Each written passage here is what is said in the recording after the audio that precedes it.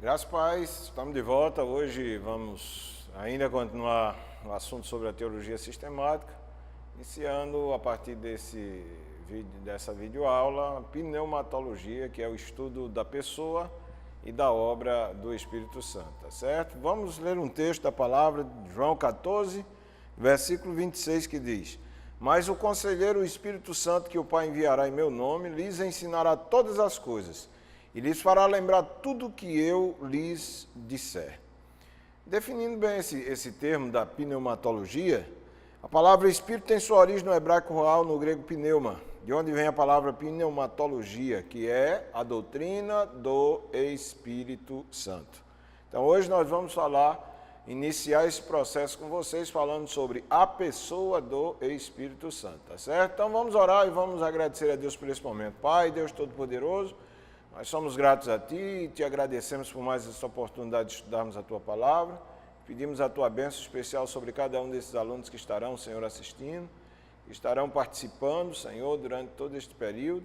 Quero Te agradecer pela vida de cada um deles, Te pedir a Tua bênção para que, através do Teu Espírito Santo, possamos ter, Senhor, a compreensão, o entendimento, para que possamos aplicar, Senhor, tudo aquilo que aprendemos, Senhor, através da Tua Palavra e termos força para colocarmos em prática no nosso dia a dia, Pai. Nos ajuda pela Tua misericórdia, em nome de Jesus, Teu Filho amado, nós Te pedimos e Te agradecemos. Amém. Graças a Deus. A pessoa do Espírito Santo. Nós podemos iniciar o processo falando o seguinte: o Espírito não é uma emanação ou manifestação do poder de Deus, mas uma pessoa eterna e coexistente na essência do Deus único, da Trindade divina. Isso posto, Paulo vai atestar lá em 2 Coríntios 3,17, e ele vai dizer o seguinte: ora, o Senhor é o Espírito, e onde está o Espírito do Senhor, aí há liberdade. Eu queria chamar a atenção de vocês para que Paulo aqui, ele não está falando, tá certo? Quando ele diz, ora, o Senhor não é Espírito, ele está dizendo que o Senhor é o Espírito. Observe bem, Paulo está lidando com uma pessoa. Por isso que ele não diz o Senhor é Espírito, ele está dizendo o Senhor é o Espírito. E onde está o Espírito do Senhor, aí há liberdade. Segundo lugar, o Espírito executa no mundo criado as decisões de Deus, sempre procedente do Pai e do Filho. Estudamos isso na doutrina da Trindade, né? na questão da funcionalidade da Trindade. No testemunho de Gênesis 1 e 2, vimos, a terra, porém, estava sem forma e vazia, e havia trevas sobre a face do abismo. E o que acontece? O Espírito de Deus pairava por sobre as águas. Mais uma vez aqui chama a atenção do que a Escritura está falando acerca do Espírito. Não é um Espírito, é o Espírito. Na realidade, é o Espírito de Deus. É o Espírito Santo. Terceiro, a matéria é inanimada e só possui vida, movimento e intelectualidade através do Espírito, sempre provindo do Pai e do Filho. O salmista testemunha acerca disso quando diz em Salmo 104, 29 e 30. Se ocultas o rosto, ele se perturba. Se lhes corta a respiração, morre e volta ao seu pó. Envias o teu Espírito e eles são criados e assim renovas a face da terra. É um texto bem claro com relação a essa questão. Então, nós vamos iniciar o processo falando sobre o nome aplicado à terceira pessoa da Trindade. Ao falar do Espírito Santo, ou a terceira pessoa da Trindade, Berkov faz o seguinte relato, preste bem atenção a isso. Apesar de ser dito em João 4,24 que Deus é Espírito, o nome se aplica mais particularmente à terceira pessoa da Trindade. E aí um fato interessante é que o Antigo Testamento repetidamente chama a Deus o Santo de Israel. E aí tem algumas referências que você pode conferir aí. Eu espero que quando você estiver assistindo esse vídeo ou acessando o nosso material, que já mandamos por e-mail, você pega a sua Bíblia e você consulte todos esses textos que estão sendo arrolados para que você possa evidenciar tudo aquilo que nós falamos. No Novo Testamento, o adjetivo santo é utilizado frequentemente para caracterizar o Espírito. Com toda probabilidade, isso se deve ao fato de que foi especialmente no Espírito e sua obra santificadora que Deus se revelou como santo, através, tá certo, do Espírito. É o Espírito Santo que faz sua habitação nos corações dos crentes, que os separa para Deus e que os purifica do pecado. Paulo diz: vocês foram lavados, foram santificados, foram justificados no nome do Senhor Jesus Cristo e no Espírito de nosso Deus. Então, observe isso aqui. O Espírito Santo é a pessoa que nos leva à santificação. E santificação nada mais é do que estarmos separados para Deus, para uso próprio de Deus. Santificação é isso, tá certo? Vamos desmistificar algumas coisas que é falada sobre a santificação. Santificação unicamente é você ser separado para Deus, para uso próprio de Deus. E é evidente que ao se expor a Deus, você vai começar a absorver, você vai começar a receber as coisas boas de Deus, e a sua vida vai sendo transformada pelo agir do Espírito Santo, moldando a sua vida, moldando as nossas vidas, dentro daquilo que é o contexto da vontade de Deus, expresso na sua palavra. O segundo ponto é a personalidade do Espírito. Se o Espírito é uma pessoa, ele possui uma personalidade.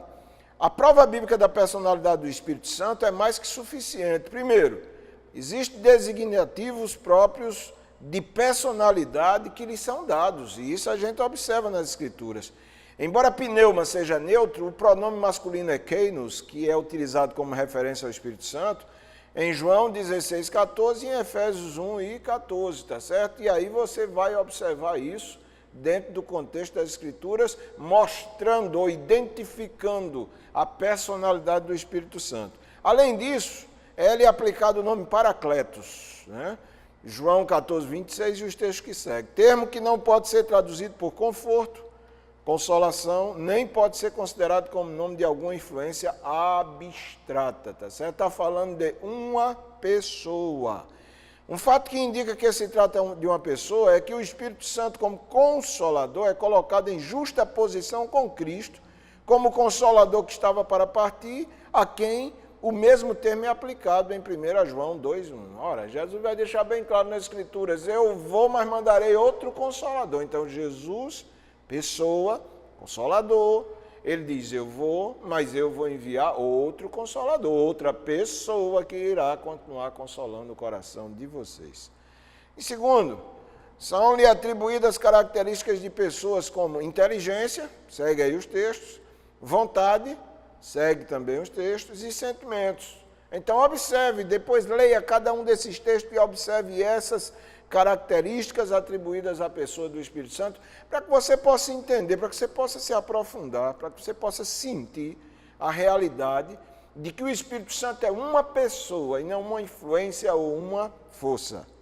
Ele realiza atos próprios de personalidade, porque ele sonda, ele fala, ele testifica, ele ordena, ele revela, ele luta, ele cria, faz intercessão, vivifica os mortos e vai por aí afora. E aí os textos para que você possa meditar. Terceiro, ele é apresentado como mantendo tais relações com outras pessoas que implicam sua própria personalidade. Relacionamento é coisa para pessoas. O Espírito Santo se relaciona com pessoas. Então o Espírito Santo, ele é uma pessoa. Ele é colocado na justa posição com os apóstolos em Atos 15:28, com Cristo em João 16:14 e com o Pai e o Filho em Mateus 28:19 e os textos que seguem. Em quarto, também há passagem que se distingue entre o Espírito e o seu poder. E aí são os textos para que você possa ler, tá certo? Então essa aí é a personalidade do Espírito Santo. Agora vamos falar um pouquinho sobre a divindade do Espírito Santo. O que diz a divindade do Espírito Santo?